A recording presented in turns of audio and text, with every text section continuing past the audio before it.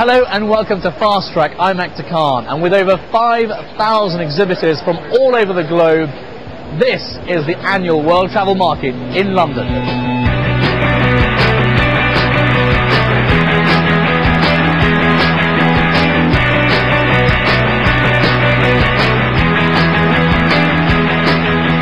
Coming up, will a new travel domain on the internet make life easier for holiday makers? The latest news from the airlines. And we find out who are the users at this year's World Travel Awards. All that and much more coming up on this edition of Fast Track. But first, let's start with online booking. Now, the research company Nielsen Net Ratings said that more than 14 million people in the UK alone visited an online travel site last year. And that sector grew by 20%. But for some in the industry, the downside is that there is now such a swamp of travel-related information out there that users find it hard to filter good from bad. They hope that a new internet domain name .travel will help, but some don't agree. Here's Simon Hancock.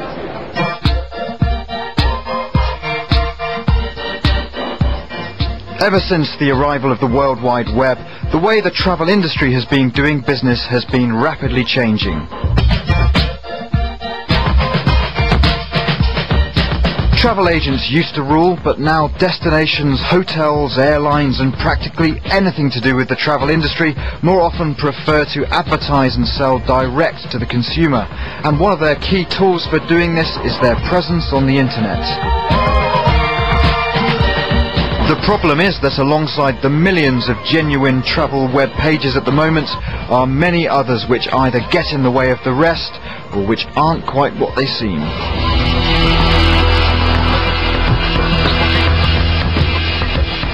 .travel is supposed to solve this problem.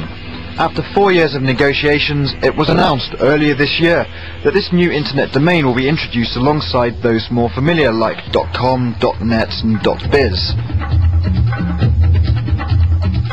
Only bona fide travel sites, as determined by industry bodies, will be able to register a .travel address, so the consumer should know they are dealing with the real McCoy. One company, Tralliance, will be responsible for the allocation of the addresses. They've set aside obvious names like Eiffel Tower.travel and Stonehenge.travel so that the right people can claim them.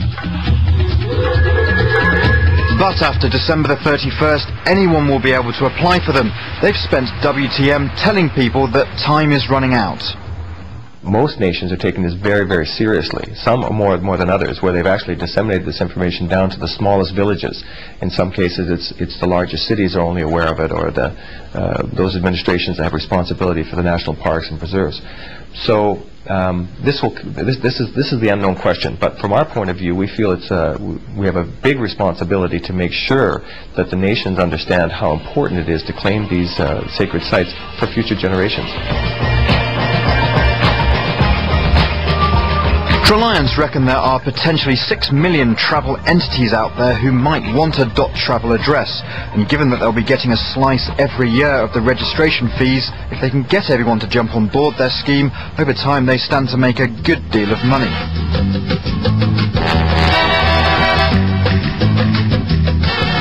The heady days of the internet boom are of course long gone, and now if you've got a new idea you want to make successful on the web, you've got to do a whole lot more work. And the thing is that not everyone here at WTM seems to be that convinced that .travel really is so vital to the travel industry.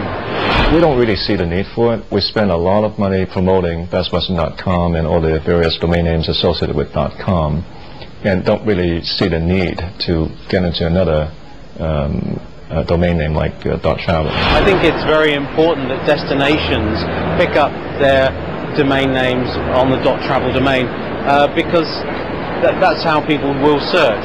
But I think there's been a great fuss been made about businesses not signing up, and I think it's unrealistic to expect that they should invest a lot of money in a new domain name when they've already invested an enormous amount of money, time and effort in their original domain names, and they would wish to use that to their full advantage first. Another selling point Tralliance are keen to point out is that once .travel is up and running, users will be able to search what they call the .travel directory to look for travel products and services. Clicking on categories they're interested in, consumers will be able to find any company with a .travel address, of course, offering the kind of travel product they're looking for. If they can convince people to start doing this, it will be a great way of funneling business to the .travel sites.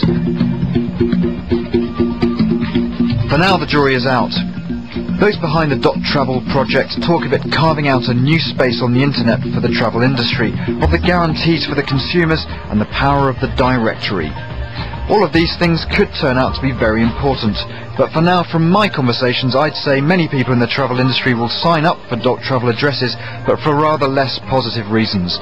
Mainly because for the $100 a year or so it will cost, they don't want anyone else stealing their name. Simon Hancock reporting there on the ever-changing face of booking travel online. And do let us know what you think. Do you think that a .travel domain name makes you more confident about booking your arrangements online? Or do you think it limits your choices? The usual email address, of course, is fasttracktravel@bbc.co.uk. But for now, let's find out what else is making the headlines in this week's travel news.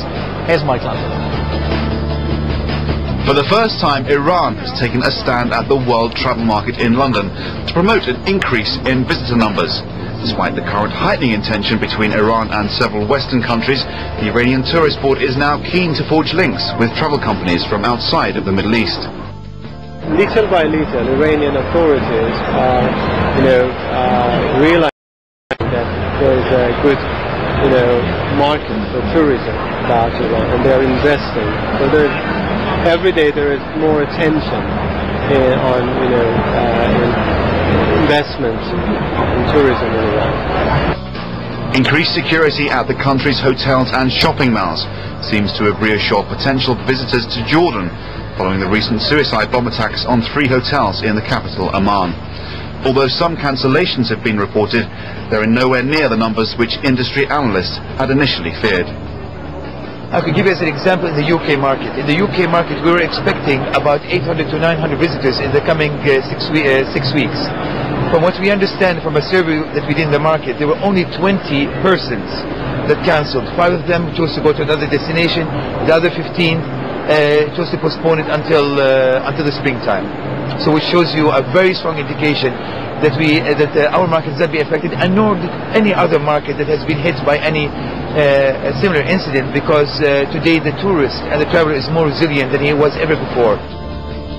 The president of America's leading inbound travel body says that although things have improved vastly, more needs to be done to ensure that tourists receive a warm welcome when arriving at the country's airports. In a speech to delegates at the World Travel Market, Roger Dow of the Travel Industry Association of America said that although security must always be the prime concern, common sense and clarity were also important when deciding on how to treat travellers on their arrival. And a scanner designed to detect explosives will go on trial at Paddington Railway Station in London in the new year. The new machine will be used to screen passengers boarding the Heathrow Express, the high-speed link which connects the airport with central London.